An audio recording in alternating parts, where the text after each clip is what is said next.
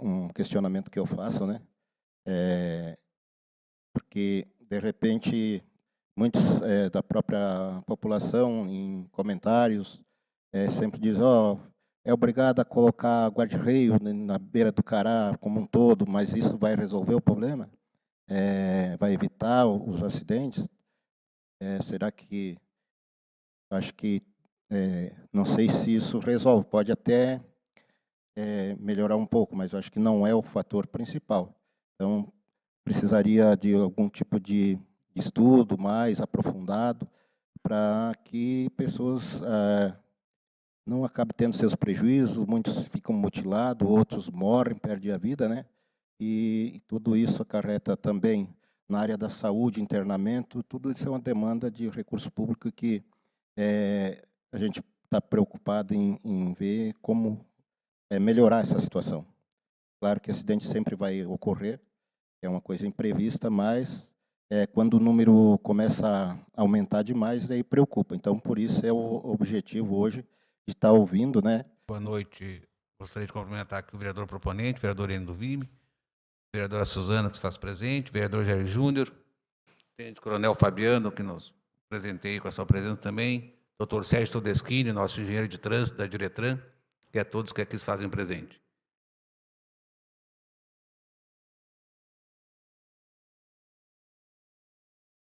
Pode ser? Então, vamos quebrar a vereadora Suzana, a vereadora Jair, quer fazer algum questionamento agora já ou depois?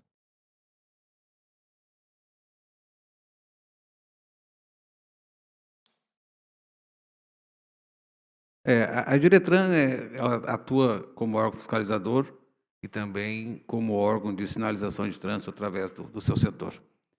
A Diretran tem trabalhado diuturnamente na fiscalização de trânsito, com os agentes na rua, fiscalizando juntamente com a Polícia Militar. A fiscalização ocorre através de blitz nas estradas municipais aqui. O que acontece na questão dos acidentes, que eu tenho visto ali no gráfico que a Polícia Militar passou, a maioria deles ocorre de quinta em diante, ou seja, final de semana. A maioria deles causados ocorrem na madrugada, a partir das 10 da noite, encerrando-se às 6 da manhã. Grande parte dos acidentes, quando a Polícia Militar chega ao local, o veículo já está abandonado porque o motorista não permanece no local. Isso configura que ele possivelmente esteja embriagado. Então, as pessoas falam muito da Belisário Ramos. A Avenida Belisário Ramos é uma avenida bem sinalizada, a qual está delimitando ali a velocidade permitida na via. Então, ela não possui um ponto crítico. Quem faz o ponto crítico da Belisário Ramos é o motorista ao não respeitar a velocidade. Se você passar na Belisário Ramos, na velocidade permitida na via, tu não vai cair dentro do rio. Agora, se você vir com ela no excesso e na madrugada embriagado, vai acontecer a queda. Isso é fatal. Não podemos tapar o sol com a peneira, porque é isso que acontece na Belisário Ramos. Quanto ao resto da cidade, o que acontece? Nós temos hoje em torno de 130 mil veículos cadastrados em nós. Fora 130 mil. Fora os veículos que vêm de fora no dia a dia. Então, a cidade é uma cidade que hoje realmente não comporta esse trânsito, mas também não tem o que ser feito, porque você não tem como alargar, por exemplo, uma Coronel Córdova, uma Lauro Miller, você não tem como alargar mais as ruas, porque a cidade é uma cidade antiga. Então, o trânsito vai ter horário de pico, vai ter um problema? Vai, não tenha dúvida nenhuma. Mas lá, hoje, você ainda atravessa ela de ponto a ponto, no horário de pico, em 20 minutos. Então, nós não podemos falar aí que existe um trânsito lento da cidade. Não existe. O trânsito lento é no horário de pico de 6, 6 e meia. Fora isso, você transita tranquilamente na cidade. A questão da sinalização, nós temos trabalhado diuturnamente. A gente tem uma equipe pequena, mas é uma equipe esforçada, comandada pelo Dr. Sérgio aí, e a gente tem feito o que pode, e a cidade é bem sinalizada ainda. Nós temos em processo licitatório a questão das lombadas eletrônicas, é um processo demorado, mas está em processo, já faz 8 meses que a gente está trabalhando com esse processo, que vai vir a ajudar na diminuição da velocidade das vias. Mas não é isso que vai resolver. O que vai resolver é a educação do motorista e a educação do pedestre. A Diretran tem uma escola de trânsito, Nós atendíamos antes da pandemia em torno de 600 alunos por mês ali na escolinha, com palestras. Agora, com a pandemia, a gente está tentando retomar isso, mas as escolas, devido à pandemia, estão com matérias atrasadas, então está difícil o acesso. Mas nós continuamos palestrando nas escolas e continuamos atendendo as empresas quando somos chamados a palestrar com a nossa equipe.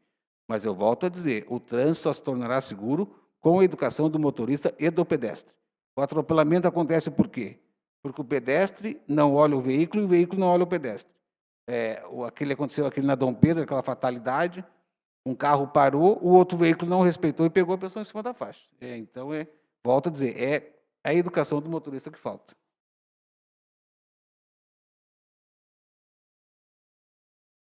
Então, passa a palavra ao coronel, então. Primeiramente, uma boa noite a todas e a todos. Gostaria aqui de cumprimentar o vereador Enio do Vime, proponente dessa sessão, vereadora Suzana, que aqui se faz presente, demais presentes na plateia. Eu só queria corroborar com as palavras do Niltinho. Assim como a Diretran, a Polícia Militar também exerce o papel de órgão fiscalizador do trânsito em nosso município. Cabe à Polícia Militar, já que temos o convênio, a fiscalização das autuações de cunho municipal, estadual, concorrentes. E dentro daquilo que o Niltinho comentou aqui, os dados estatísticos que nós trouxe aqui agora, de janeiro a julho de 2022, só comprova o que já foi dito aqui. O que falta nesse município é educação no trânsito. E não tenho receio nenhum de falar que fica um tanto quanto até triste quando se faz uma audiência pública para tentar resolver uma situação do nosso município e não temos nenhum representante aqui de autoescola, que é responsável pela formação dos nossos condutores. Então, o ideal é que a gente verificasse quais são os problemas, porque a parte da Diretran e a parte da Polícia Militar está sendo feita.